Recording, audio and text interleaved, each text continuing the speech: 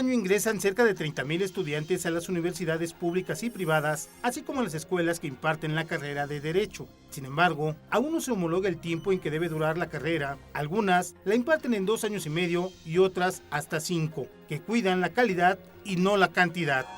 No se trata únicamente de actualizar los programas de Derecho Procesal Penal o de Derecho Constitucional o Penal Constitucional, sino que es necesario también que el alumno desarrolle diversas habilidades clínicas de argumentación y tenga sólidos conocimientos también en materia de lógica jurídica y teoría de la argumentación. Algunas de las universidades ya modificaron su plan de estudios por la reforma penal judicial que se aprobó en 2008, sobre todo las de la Ciudad de México.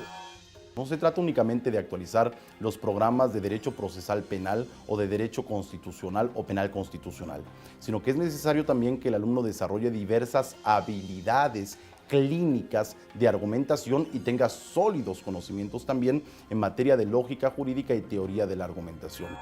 De acuerdo a datos de la Secretaría de Educación Pública, en 2009 aproximadamente 800 escuelas de derecho contaban con reconocimiento de validez escolar. A la fecha, cerca de 1,200 cubren ese requisito legal. Jesús Velázquez en la cámara, Heriberto Ochoa, Efecto TV.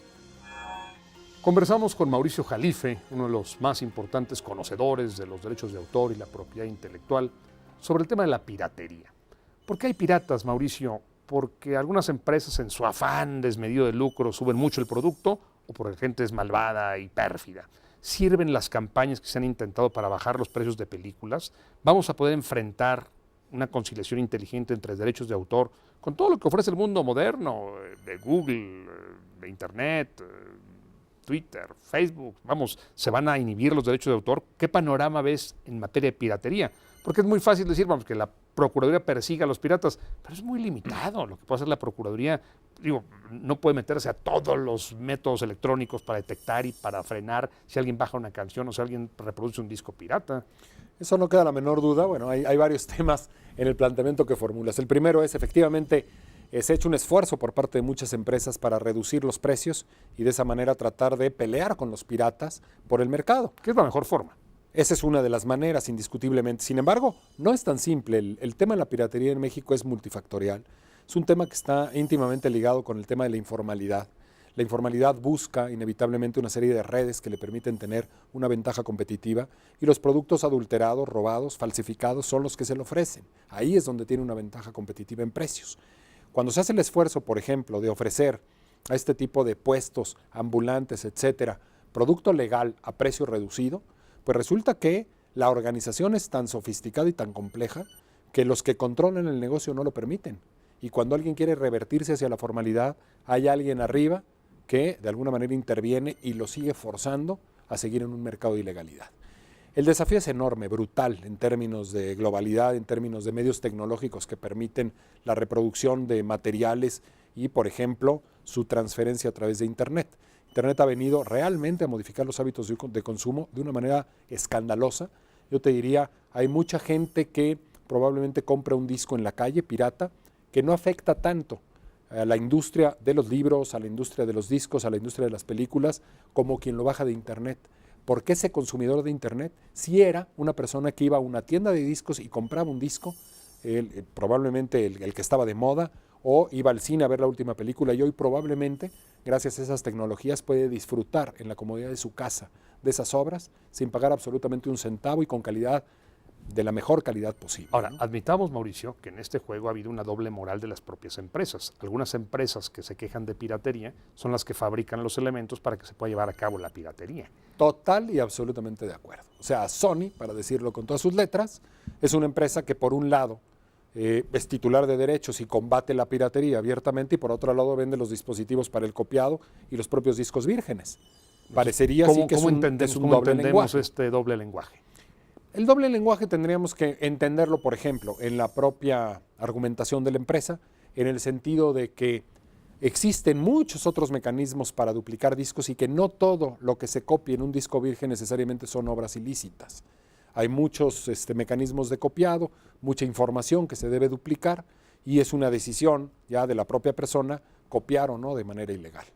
Otro tema vinculado con la piratería, pero que ciertamente es en el ámbito legal y que a mí me parece monstruoso, es la forma en que muchas empresas con carácter científico están haciendo algunas modificaciones incluso naturales. Hay empresas que modifican semillas y las patentan. ¿Se vale eso?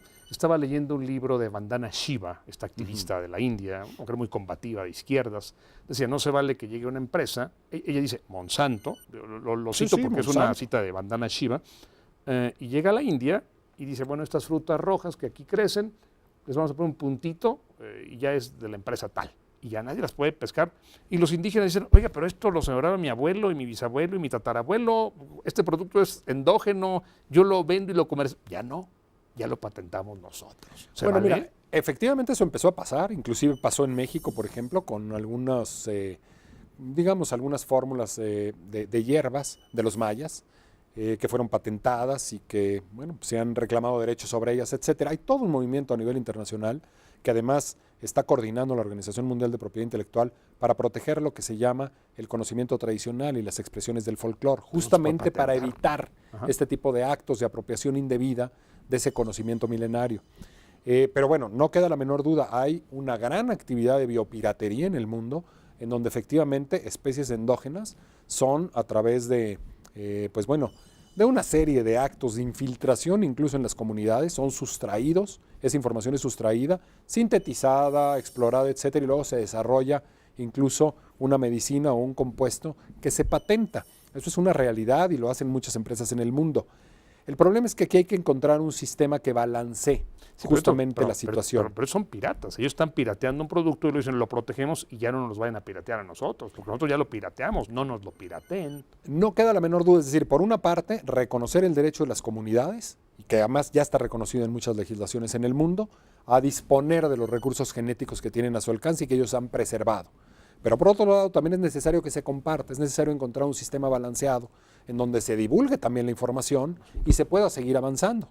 Pero créeme, hay un trabajo muy intenso de las organizaciones a nivel mundial para buscar este tipo de instrumentos internacionales y evitar actos de abuso. A veces, efectivamente, las empresas, los científicos saben mucho más que las oficinas de patentes en términos de evolución, pues simplemente del conocimiento, y sorprenden a las oficinas de patentes con cierto planteamiento de ciertas solicitudes que cuando las estudian, realmente los examinadores ni siquiera saben qué están estudiando, temas de biotecnología, temas de ingeniería genética, que muchas veces se consideran patentes que bloqueaban todo un sector de investigación.